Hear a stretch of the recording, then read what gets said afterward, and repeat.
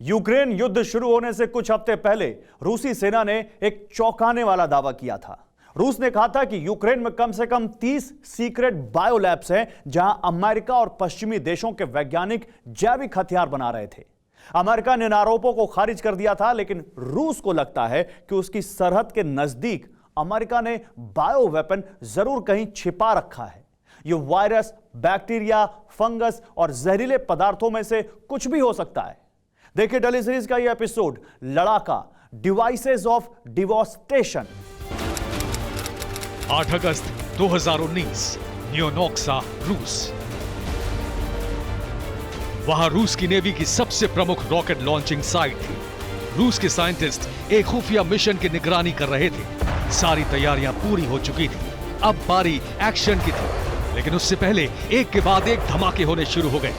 आखिरी धमाका जब थमा तो पता चला कि 5 साइंटिस्ट जमीन पर बेसुध पड़े हैं। इन सभी की मौत हो चुकी थी। पूरे शहर में न्यूक्लियर रेडिएशन कई गुना बढ़ गया। मेडिकल स्टोर से आयोडीन लेने के लिए लोगों की भीड़ उमड़ पड़ी। रूस ने बताया कि धमाके की जगह लिक्विड फ्यूल्ड रॉकेट इंजन का परीक्षण हो रहा था, लेकिन अमेरिका की थ्योरी कुछ और थी।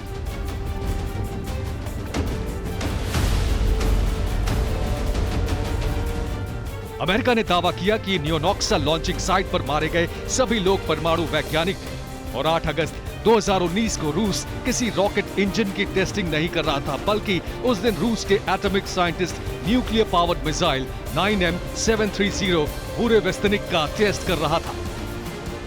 वही मिसाइल जो अमेरिका और यूरोप में स्काईफॉल के नाम से कुख्यात है।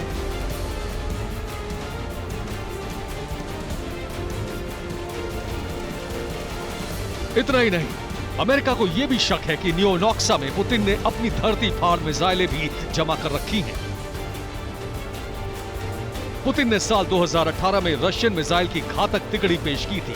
इसमें यार्स और सरमाट के अलावा एवनगार्ड मिसाइल भी शामिल थी। एवनगार्ड हाइपरसोनिक मिसाइल है जो किसी भी एयर मिसाइल डिफेंस सिस्टम को भेद सकता है। 5.4 मीटर लंबी और 2 टन वजनी इस मिसाइल की अधिकतम स्पीड 20 से 27 मैक तक है, यानी 33,000 किलोमीटर प्रति घंटे की रफ्तार। पुतिन के परमाणु सेंटर से जुड़ी एक बड़ी जानकारी स्टॉकहोम अंतर्राष्ट्रीय शांति अनुसंधान संस्थान यानी सिप्री के लेटेस्ट डेटा में छिपी है। सिप्री की इस रिपोर्ट में बताया गया है कि रूस के पास इस वक्त 1600 स्ट्रैटेजिक न्यूक्लियर वेपन्स मौजूद हैं, जिन्हें मिसाइल, एयरक्राफ्ट या फिर सबमरीन से दागा जा सकता है।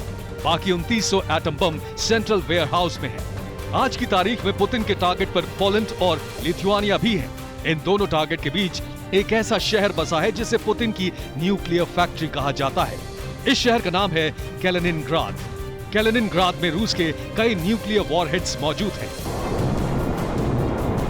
यूक्रेन युद्ध में कोहराम मचा देने वाली रूस की कैलिबर और इस्कंदर मिसाइल सिस्टम पर जो न्यूक्लियर वॉरहेड्स लगते हैं वो इसी कैलिनिनग्राद में मौजूद हैं।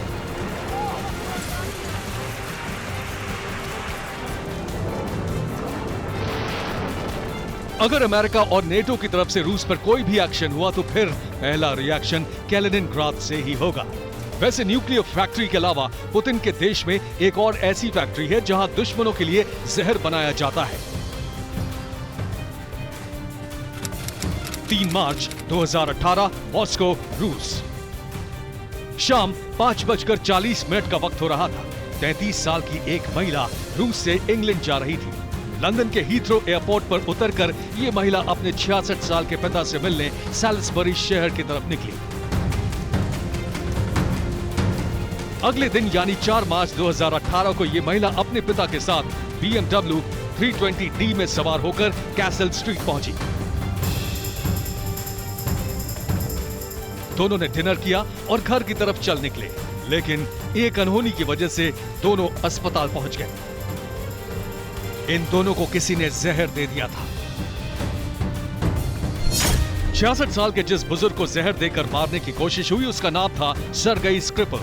वो सोवियत रूस का खुफिया मिलिट्री अफसर था। साल 2004 में सर्गेई स्क्रिपल को उनके मॉस्को स्थित घर से रूसी खुफिया एजेंसी ने गिरफ्तार कर लिया।